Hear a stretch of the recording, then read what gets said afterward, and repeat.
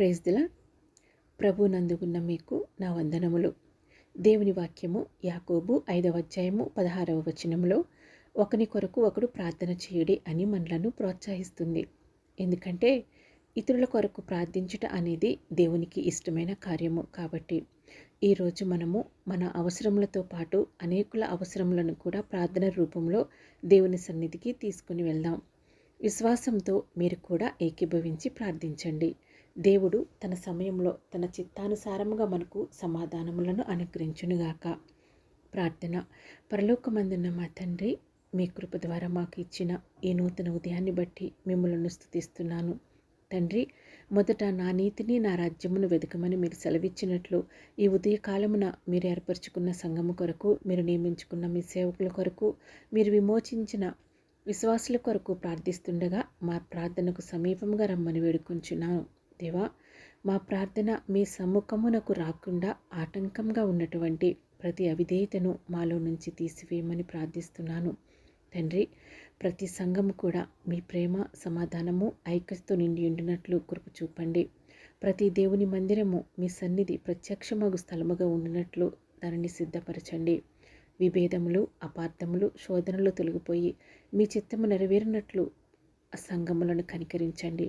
దేవా, మీ సేవకులందరికీ పరిశుద్ధతలో నిలవబడే కృపను దయచేయండి. వారు మీ వాక్యమును సత్యముగా బోధిస్తూ, విశ్వాసులకు మాదిరిగా జీవిస్తూ, సువార్తను ధైర్యంతో ప్రకటించినట్లు వారిని బలపరచండి. వారి కుటుంబాలను, ఆరోగ్యాన్ని కాపాడి వారి ఆర్థిక అవసరతలన్నింటినీ సమకూర్చండి. పరిచర్య బాధ్యతలను విశ్వాసముతోనూ సమర్థవంతముగాను నిర్వహించుటకు కావలసిన కృపను, జ్ఞానాన్ని, బలాన్ని వారికి అనుగ్రహించండి. ప్రతి విశ్వాసికి కూడా మీ వాక్యము చేత పోషింపబడి, విశ్వాసములో స్థిరపడి, పరిశుద్ధమైన జీవితము గడుపుచు ప్రభువైన యేసుక్రీస్తు రాకడ కొరకు సిద్ధపరచబడినట్లు వారికి మీ కృపను దయచేయండి. ప్రతి సంఘము ద్వారా సువార్త విస్తరించి అనేకులు రక్షింపబడి మీ రాజ్యము విస్తరించినట్లు కృప చూపండి. శత్రువు తంత్రాలన్నింటినీ జయించు ఆత్మీయ సంఘములుగా ప్రతి సంఘమును బలపరచమని, సిద్ధపరచమని ప్రార్థిస్తున్నాను.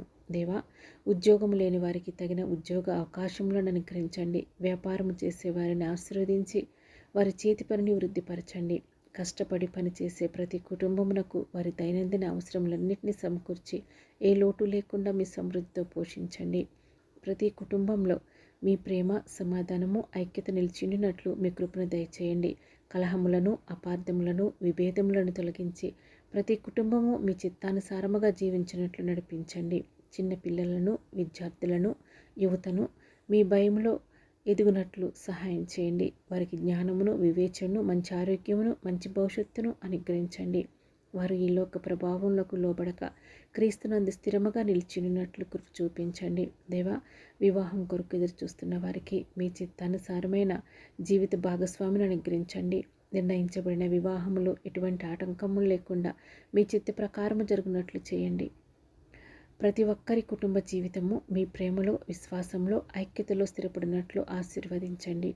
ప్రతి విశ్వాసి మీ వాక్యంలోనూ, ప్రార్థనలోనూ, పరిశుద్ధతలోనూ ఎదుగునట్లు సహాయపడండి. శోధనలను జయించుటకు బలమును అనుగ్రహించండి. పరిశుద్ధాత్మ నడిపింపులో జీవించుచు ప్రభువైన యేసుక్రీస్తు మహిమగల రాకడకు సిద్ధపడి ఉండినట్లు కృప చూపించండి.